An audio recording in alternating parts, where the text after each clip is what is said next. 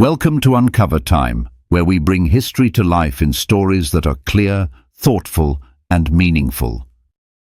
Today we explore Avicenna, Ibn Sina, a brilliant scholar who shaped medicine, science, and philosophy for centuries.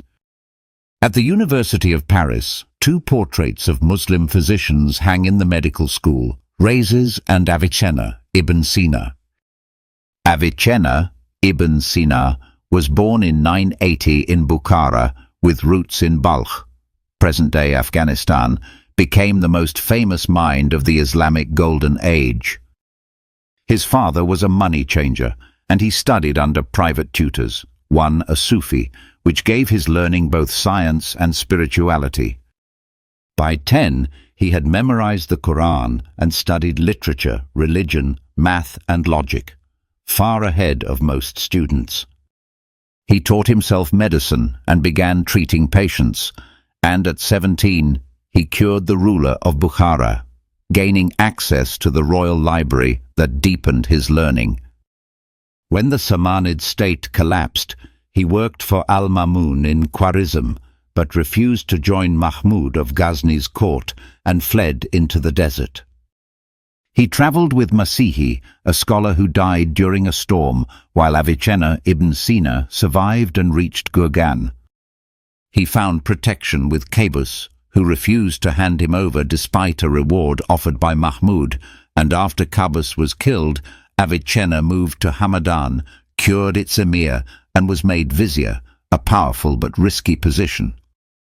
The army turned against him, stormed his house, arrested him, and threatened his life, but he escaped, hid in a druggist's home, and began writing the works that would make him famous.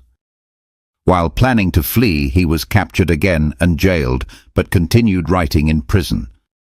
He later escaped once more, disguised himself as a Sufi, and travelled widely until reaching Isfahan. There, Prince Ala al-Dawla welcomed him, and Ibn Sina gathered scholars and thinkers for debates and study. He died at 57 while travelling to Hamadan, where his grave is still visited with respect. Despite a life of exile and danger, he wrote around 100 books on science, philosophy, and logic in Arabic and Persian. Avicenna translated Euclid, invented a measurement tool like the vernier scale, and made discoveries in astronomy and physics. He studied motion, gravity, heat, light, and vacuum, and wrote a mineral book that influenced Europe for centuries.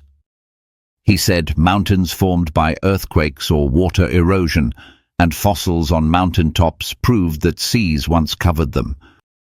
His most famous works are the Book of Healing and the Canon of Medicine, both massive, brilliant, and lasting. The Book of Healing was a scientific encyclopedia meant to guide the soul as much as the mind. The Canon of Medicine was a detailed guide to the human body, health, and healing, and he told students to memorize it. He taught that healing meant removing what blocked the body's balance, helping nature cure itself. He explained symptoms, treatments, enemas, bleeding, massage, baths, and even shouting for lung strength. He wrote about emotional health, love as an illness, and rare conditions others ignored.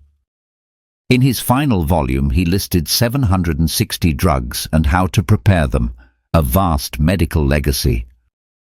The Canon was translated into Latin and became Europe's top medical textbook for over 600 years.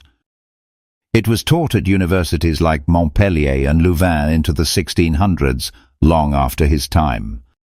He stood alongside giants, Al-Biruni in geography, Ibn al-Haytham in optics, Jabir ibn Hayyan in chemistry. Even without new experiments, his ability to organize made him one of the greatest minds in history. Roger Bacon's scientific method reached Europe through Muslim Spain, where Avicenna's ideas had already arrived. Avicenna showed how one brilliant mind, guided by knowledge and courage, could change the world forever. Thank you for watching UncoverTime, where we uncover the past and bring it to life. Like, share, and subscribe for more journeys through history.